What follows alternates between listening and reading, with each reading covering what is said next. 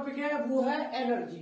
ठीक है, तो एनर्जी और वर्क के बारे में मैं अपनी पहली वाली वीडियो में बहुत ज्यादा डिस्कस कर चुका हूं, पहली दूसरी वीडियो में, तो बहुत ज्यादा डिस्कशन नहीं करूंगा। मेरा जो मेन फोकस है इस बार वो है काइनेटिक एनर्जी पे। तो चूंकि काइनेटिक एनर्जी पे फोकस है तो अपन एनर्जी से स्टार्ट कर लेते हैं। ठीक है, तो एनर्जी क्या है? एनर्जी एबिलिटी होती है वर्क को करने की, यानी energy is the ability to do work. ये अपन ने डिस्कस कर लिया था। बस इस वाली वीडियो में ना मैं स्टार्टिंग में छोटी सी कंसेप्ट को डिस्कस कर लेता हूं। वो कंसेप्ट क्या है? जैसे मान लो किसी ने बोला 1 जूल वर्क और एक किसी ने बोला 1 जूल एनर्जी। अब मैं आपसे पूछता हूं क्या दोनों का मतलब सेम है? 1 जूल वर्क और 1 जूल एनर्जी, 1 जूल वर्क और 1 जूल एनर्जी, क्या दोनों को आप सेम बोलोगे? क्योंकि 1 जूल कोई फर्क नहीं है। लेकिन भाई मैं अलग बोलूंगा, थोड़ा सा डिफरेंस मैं कोशिश करता हूं मैं कैसे अलग बोलूंगा। देखो इसे क्या बोलूंगा मैं? 1 जूल वर्क को बोलूंगा 1 जूल वर्क का मीनिंग ये है, 1 जूल वर्क का मीनिंग ये है कि with the help of 1 newton force, 1 newton force displaces, 1 newton force displaces a body by 1 metre. 1 newton force displaces a body by 1 metre, then work done is said to be 1 joule. याद है ना formula? W equal to क्या होता था मेरे भाई? F into S. अगर work done 1 joule आ रहा है इसका मतलब 1 न्यूटन की फोर्स है और 1 मीटर डिस्प्लेसमेंट हुआ इसलिए वर्क डन 1 जूल आ रहा होगा। तो वही मैंने लिखा 1 newton force displaces a body by 1 metre. तो 1 जूल को तो यहां मैंने ऐसे डिफाइन किया। 1 जूल एनर्जी कैसे डिफाइन करूंगा? ध्यान से देखो। 1 जूल एनर्जी मीन्स,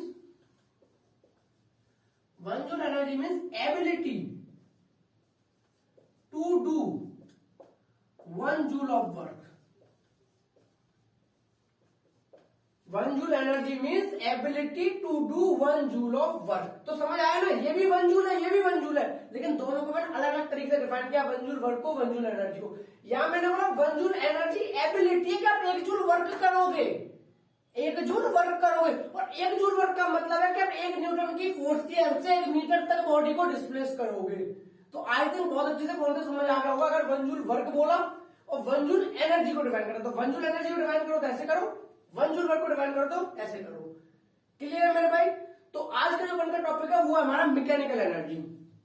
क्या है मेरे भाई? Mechanical energy. तो मैकेनिकल एनर्जी में हमें क्या पढ़ना है?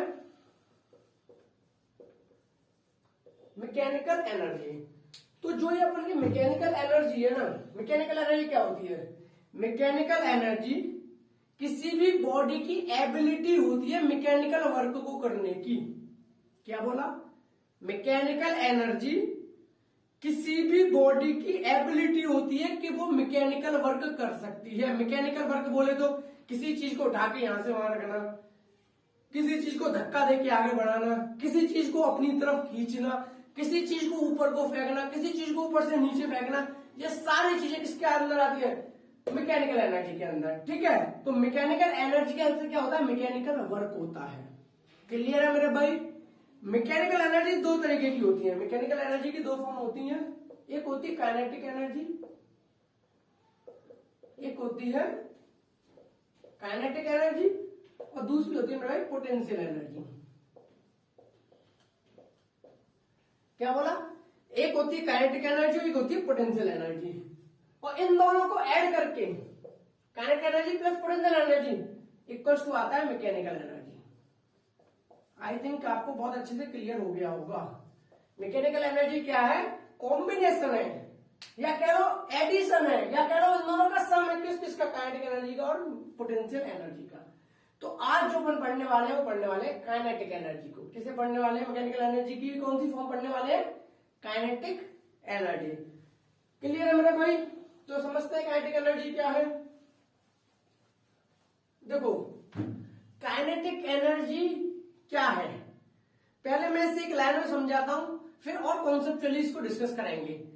किसी भी बॉडी के मोशन की वजह से, किसी भी बॉडी के मोशन की वजह से जो एनर्जी पजेस की हुई होती है बॉडी ने, जो उस एनर्जी का नाम होता है काइनेटिक एनर्जी। ठीक है, तो लिख देता हूं। क्या लिखूंगा? एनर्जी पजेस्ड बाय बॉडी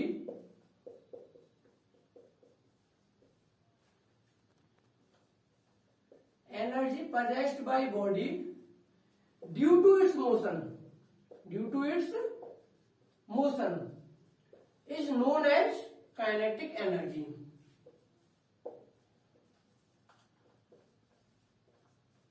ठीक है, तो काइनेटिक एनर्जी क्या है मेरे भाई? काइनेटिक एनर्जी का मतलब है कि जो बॉडी के अंदर पजेस की हुई होती है ड्यू टू इट्स मोशन, उसके मोशन में होने की वजह से उसके पास जो एनर्जी होती है उससे हम कहते हैं मेरे भाई काइनेटिक एनर्जी।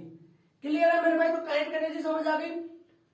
अब ना मैं आपको एक कंसेप्ट समझाता हूं, क्योंकि उस दिन क्या हुआ था, मैं क्लास में पढ़ा रहा था तो मेरे बच्चे ने डाउट पूछा था। उस बच्चे का डाउट क्या था मेरे भाई?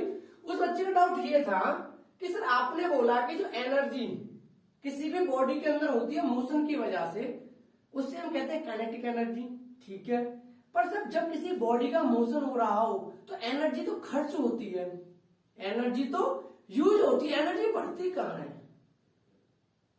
क्वेश्चन समझ आया मेरे भाई तुम्हें? क्वेश्चन समझ आया कि नहीं आया?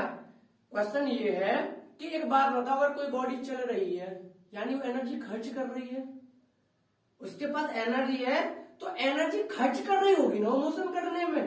और आप कह रहे हो कि मोशन की वजह से एनर्जी बढ़ रही है, तो उस बच्चे का यही डाउट था कि जब बॉडी का मोशन होता है तो एनर्जी तो खर्च होती है, और हम कह रहे हैं कि एनर्जी बढ़ रही है।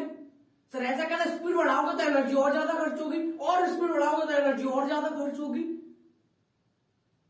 समझ आ रही है ना बात? अगर स्पीड बढ़ाओगे तो एनर्जी ज्यादा खर्च होगी, लेकिन आप यहाँ कह रहे हो काइनेटिक एनर्जी होगी, स्पीड बढ़ाओगे तो काइनेटिक एनर्जी बढ़ेगी। तो बच्चे का डाउट बिल्कुल सही था। तो यहाँ पे ना मैं कंसेप्ट समझाने आ रहा हूं ध्यान से, ठीक है? उससे बहुत ध्यान से समझना मेरे भाई। भी फिलहाल काइनेटिक एनर्जी तो समझ आ गई है कि मोशन की वजह से होती है, लेकिन जो भी मैंने बात बोली उसकी वजह से तुम्हारे दिमाग में आ गया होगा डाउट, तो उस डाउट को डाउट ही रहने दूं, अभी क्लियर करता हूं। अब मैं बताता हूं कि किसी भी चलती हुई बॉडी के अंदर एनर्जी कैसे आती है, या हम कब कहते हैं किसी भी चलती हुई बॉडी के अंदर एनर्जी है। ठीक है, समझाना स्टार्ट करूं? ठीक है, तो ध्यान से समझना मेरे भाई। देखो, मैंने एक फर्स्ट वीडियो में एक चीज समझाई थी आपको। अगर आप लोगों ने मेरी लगातार पहली दूसरी वीडियो देखी हुई है तो ये बात आपको बहुत ज्यादा अच्छे से समझ आ जाएगी। अगर मेरे भाई नहीं देखी है ना तो अभी क्लास 9th की प्लेलिस्ट में जाकर उन वीडियो को देख लो, दोनों को, तो बहुत ही अच्छे से ये बात समझ आएगी। अगर आप मेरी वीडियो डायरेक्ट देख रहे हो तो पहले ना उन 2 वीडियो को भी देख लेना, ठीक है? लेकिन फिर भी मैं कोशिश करता हूं समझाने की मेरे भाई। देखो, याद रखना, मैंने एक बात बोली थी, work is done by the force. एक बात बोली थी मैंने, work is done by the force on body. Work is done, मैंने क्या बोली थी मेरे भाई? Work is done by the force on body. दूसरी बात बोली थी मैंने, work is done by the body against force. पहली वीडियो में बहुत अच्छे से मैंने समझाया था मेरे भाई, ठीक है? फिर से अभी समझने की कोशिश कर रहा हूं। मैंने क्या बोला? Work is done by the force on body. Work is done by the force on body, body पर फोर्स की वजह से वर्क हुआ। Work is done by the body, work is done by the body against force. ये दोनों बातें हैं ना भाई? तब ध्यान से समझ लो। अगर ये वाली सिचुएशन हो, कौन सी वाली? पहली वाली, work is done by the force on the body, तो समझ जाना एनर्जी गेन होती है। क्या होती है मेरे भाई? एनर्जी गेन होती है। क्लियर है? Kinetic energy. और जब ये वाला केस हो, work is done by the body against force, तो एनर्जी स्पेंट होती है, खर्च होती है, एनर्जी स्पेंड होती है। अब इस बात का मीनिंग क्या है मेरे भाई? इस बात का मीनिंग समझते हैं ध्यान से। सपोज करो, ध्यान से समझना, दोनों बातों में नहीं समझाता हूं। सपोज करो कि कोई एक यहां पे बॉक्स है, ठीक है?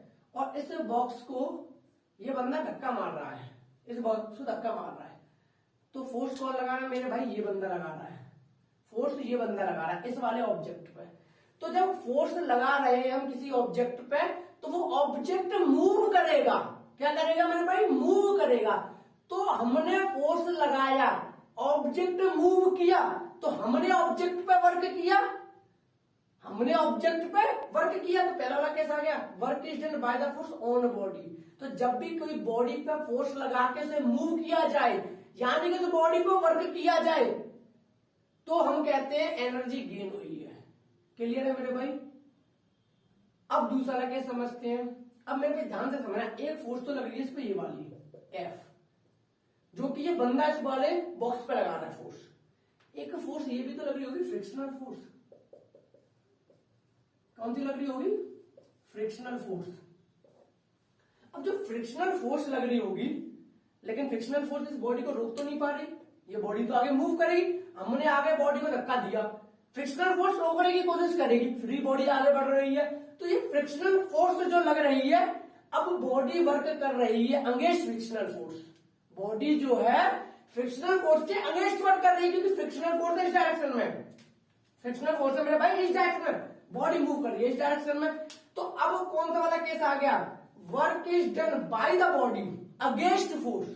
फोर्स इधर है, उसके अगेंस्ट वर्क कर रही है बॉडी, तो भाई एनर्जी खर्च होगी। तो जो ये कॉन्सेप्ट है ना कि एनर्जी खर्च होगी कि एनर्जी गेन होगी, मेरे भाई ये भी डिपेंड इसी बात पर करता है आप कौन सी वाली फोर्स को कंसीडर कर रहे हो। तो फिर से कॉन्सेप्ट क्लियर हो गया मेरे भाई कि अगर इसी बॉडी की बात करूं, तो अगर इस फोर्स को कंसीडर करूं जो ये बंदा लगा रहा है, तो मैं बोलूंगा work is done by the force on body. यानी ये बॉडी अब एनर्जी गेन करेगी, ये बॉडी एनर्जी गेन करेगी, यानी इसके अंदर कैपेबिलिटी है वर्क करने की। इसके अंदर क्या है? कैपेबिलिटी है वर्क करने की अपने मोशन की वजह से। और अगर आपको इस फ्रिक्शनल फोर्स को कंसीडर कर रहे हो, तो दूसरा केस आएगा work is done by the body against force, यानी बॉडी ऑफ फोर्स के अगेंस्ट काम कर रही है। तो ये फ्रिक्शनल फोर्स के अगेंस्ट बॉडी काम कर रही है, इसमें एनर्जी कुछ ना कुछ अपनी बॉडी खर्च कर रही होगी, यानी इस केस में बॉडी गेन भी कर रही है, खर्च भी कर रही है। तो आपका खुद का नजरिया है कि आप खर्च वाली एनर्जी को देख रहे हो कि गेन वाली एनर्जी को देख रहे हो, या कह लो कि आप किस एनर्जी को कंसीडर कर रहे हो। अगर इस फोर्स को कंसीडर कर रहे हो तो एनर्जी गेन की तरफ आपका फोकस जाएगा, इस वाली फोर्स को कंसीडर कर रहे हो तो एनर्जी जो खर्च हो रही है उसकी तरफ फोकस जाएगा। तो फिलहाल मेरे भाई मैं इस वाले फोर्स पे फोकस कर रहा हूं। क्लियर है मेरा? इसलिए मैं कह रहा हूं कि अब इसके अंदर मोशन हुआ है, work is done on the body by the force. तो इस बॉडी के अंदर अब एबिलिटी है वर्क करने की। क्लियर है मेरे भाई? तो जो मोशन होता है बॉडी का, उसके अंदर एबिलिटी होती है वर्क करने की। आई थिंक अब आपको ये डाउट बिल्कुल क्लियर हो गया होगा कि सर एनर्जी गेन होगी कि एनर्जी स्पेंड होगी। ये मेरे बच्चे ने भी डाउट पूछा था। ठीक है भाई, और अगर अब भी समझ नहीं आया हो तो नीचे कमेंट सेक्शन में जाकर ना कमेंट करके बता देना मेरे भाई। इसी बात को ना अब एक तरीके से और समझने की कोशिश करते हैं कि चलती हुई बॉडी के अंदर एनर्जी होती है कि नहीं होती। इस बात को एक और एग्जाम्पल से समझते हैं। एक बात बताओ, जब भी फ्लड आता है, बाढ़ आती है, तो जो पानी फ्लो कर रहा होता है उसके अंदर एनर्जी नहीं होती वर्क करने की। जो पानी बह रहा होता है उसके अंदर एनर्जी होती है वर्क करने की। वो क्या करता है? घरों को उड़ा ले जाता है, ब्रिजेस को उड़ा ले जाता है, टावर्स को उड़ा ले जाता है। एनर्जी है तभी तो वर्क किया। तेज हवा चल रही है, विंड मिल घूमते हैं एयर की हेल्प से, तो कैसे घूमे? चलती हुई हवा के अंदर एनर्जी है तो कुछ वर्क किया। समझ में आया मेरे भाई? कार चल रही है तेजी से, सामने कोई आया उड़ा दिया, कार ने किसी को उड़ा दिया। तो जब उड़ाया कुछ वर्क किया, तो वर्क क्यों किया? क्योंकि कार पे एनर्जी थी। अपने मोशन खड़ी हुई कार क्यों नहीं किसी पे वर्क कर रही? क्योंकि उसके पास एनर्जी नहीं है उस टाइम पे। तो कॉन्सेप्ट समझ आ गया मेरे भाई कि चलती हुई बॉडी के पास ना एबिलिटी होती है वर्क करने की। चलती हुई बॉडी के पास एबिलिटी होती है वर्क करने की, और उसी को हम कहते हैं उसकी काइनेटिक एनर्जी। क्या बोलते हैं मेरे भाई? Kinetic energy. देखो भाई, एनर्जी तो सब एक जैसी, चाहे हीट एनर्जी हो, चाहे काइनेटिक एनर्जी हो, चाहे पोटेंशियल एनर्जी हो। बस एक नाम देने से पता क्या फायदा हो जाता है? नाम देने से फायदा हो जाता है, अब हमें पता चल गया ये वाली एनर्जी किसकी वजह से? मोशन की वजह से। अब हीट एनर्जी बोलूं तो हीट एनर्जी मोशन थोड़ी ना हो रहा, तो हीट एनर्जी में तो टेम्परेचर वाली बात आएगी, तो हमारा दिमाग तुरंत समझ जाता है अच्छा हीट एनर्जी की बात कर रहे हो, टेम्परेचर से रिलेटेड कुछ है। अच्छा काइनेटिक एनर्जी की बात कर रहे हो, इसका मतलब बॉडी के अंदर मोशन हो रहा होगा, बॉडी ना मूव कर रही होगी। अच्छा पोटेंशियल एनर्जी की बात कर रहे हो, इसका मतलब बॉडी की पोजीशन से रिलेटेड कुछ बात हो रही है। तो देखा भाई, हमें एनर्जी के आगे का नाम पता चल गया, काइनेटिक, पोटेंशियल, हीट।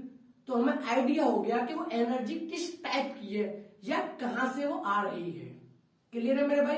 तो इसी तरीके से काइनेटिक एनर्जी से क्लियर ये हो गया कि वो एनर्जी मोशन की वजह से आ रही है। वो एनर्जी किसकी वजह से आ रही है? मोशन की वजह से। आई थिंक काइनेटिक एनर्जी का टॉपिक बहुत अच्छे से क्लियर हो गया होगा। क्लियर भाई। अब बात आती है कि काइनेटिक एनर्जी को कैलकुलेट कैसे करेंगे। हम लोग काइनेटिक एनर्जी को कैसे कैलकुलेट करेंगे, ये न्यूमेरिकली कैसे फाइंड करेंगे काइनेटिक एनर्जी को, तो वो समझते हैं मेरे भाई। तो अपना ध्यान से समझना। पहले मैं बताता हूं कि काइनेटिक एनर्जी को एक्सप्रेस कैसे करते हैं। कैसे क्या करते हैं, काइनेटिक एनर्जी को एक्सप्रेस कैसे करते हैं। तो देखो भाई, अब मैं ध्यान से जो बात बोलने जा रहा हूं पहले वो समझना, उससे पता चल जाएगा काइनेटिक एनर्जी को कैसे एक्सप्रेस करते हैं। किसी भी बॉडी को मूव कराने में फोर्स के द्वारा जितना वर्क किया गया हो, क्या बोला, किसी भी बॉडी को मूव कराने में फोर्स के द्वारा जितना वर्क किया गया हो, वही वर्क उस बॉडी का काइनेटिक एनर्जी होती है। वही वर्क उस बॉडी की काइनेटिक एनर्जी होती है। अगर नहीं समझ में आई हो तो फिर से एक बार दोहरा देता हूं कि आपकी बॉडी है, आपने लगाया फोर्स, किसी बॉडी पे क्या लगाया, आपने लगाया फोर्स। अभी हमने क्या डिस्कस किया, जब भी हम फोर्स लगाते हैं तो वर्क किया जाता है बॉडी पे, वर्क किया जाता है। हमने कुछ ना कुछ वर्क किया, बॉडी मोशन में आई। हमने जितना भी वर्क किया तो बॉडी को मूव कराने में वही वर्क डन होता है उस बॉडी की काइनेटिक एनर्जी के बराबर। क्लियर है। एग्जांपल समझाता हूं। जैसे मान लो कि कोई की ये बॉडी है, ठीक है मेरे भाई, और इसे ना अपन ने धक्का दिया, इस बॉडी को आगे की तरफ धक्का दिया, ठीक है भाई। इस पे हमने लगाई एफ फोर्स। अब इस एफ फोर्स की लगने की वजह से इस बॉडी का हो गया डिस्प्लेसमेंट यहां तक एस। क्या हो गया मेरे भाई, डिस्प्लेसमेंट हो गया। अब जब इस बॉडी का डिस्प्लेसमेंट हो गया तो अब हमसे पूछा गया कि इस जगह पे इसकी काइनेटिक एनर्जी कितनी होगी, इस जगह पर इसकी काइनेटिक एनर्जी क्या होगी। तो जो मैंने अभी समझाया वो ये समझाया कि इस वाली फोर्स की वजह से जो इस बंदे ने लगाई है बॉडी पर, जितना भी वर्क किया गया हो, जितना भी यहां से यहां तक वर्क किया गया हो, वही वर्क इक्वल होगा काइनेटिक एनर्जी के। तो अगर हम ये वर्क निकाल लें, अगर हम भाई ये वर्क निकाल लें कि इस जगह से इस जगह तक आने में कितना वर्क हुआ है बॉडी पर, तो पता नहीं चल जाएगा कि इस जगह पर इसकी काइनेटिक एनर्जी कितनी है, क्योंकि यहां से यहां तक लाने में जितना वर्क किया गया होगा उतनी ही इसकी काइनेटिक एनर्जी होगी। बिल्कुल क्लियर है मेरे भाई कंसेप्ट। आगे बढ़ते हैं। देखो ध्यान से समझना।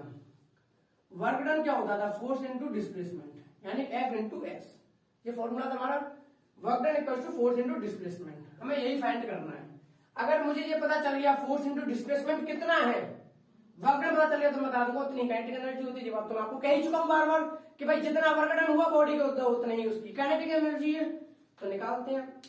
यानी अब अपन का जो मोटो है वो ये है कि वर्क डन कैलकुलेट करना। क्या मोटो है अपन का, कि इसका वर्क डन कितना है। तो देखते हैं मेरे भाई। अब एक बात बताओ, हाँ एक और चीज याद रखना, जो ये मोशन हो रहा है ना, यहाँ पे यूनिफॉर्म एक्सीलरेशन है। कैसा है, यूनिफॉर्म एक्सीलरेशन। क्लियर है, ताकि इक्वेशन ऑफ मोशन भी लग सके। इसका मतलब अभी आपको समझ आ जाएगा कि यूनिफॉर्म एक्सीलरेशन क्यों बोल रहा हूं मैं, ठीक है। अब एक बात बताओ, न्यूटन का सेकंड लॉ क्या कहता है, एफ इक्वल टू क्या होता है, एम ए। इक्वेशन 2 मान लो उसको। एफ इक्वल टू क्या होता है मेरे भाई, एम ए। अगर मैं एस को निकालना चाहूं तो मेरे पास इक्वेशन ऑफ मोशन है, और वो इक्वेशन ऑफ मोशन तभी लग सकती है जब एक्सेलरेशन यूनिफॉर्म हो। आई थिंक आपको कॉन्सेप्ट पता होगा, ठीक है।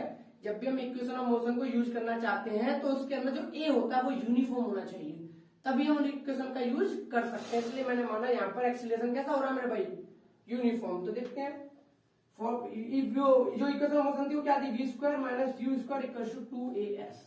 ये था। अगर मैं यहां से s की वैल्यू निकालूं तो 2a कहां आ जाएगा, यहां आ जाएगा। 2a कहां आ जाएगा, इसके नीचे आ जाएगा।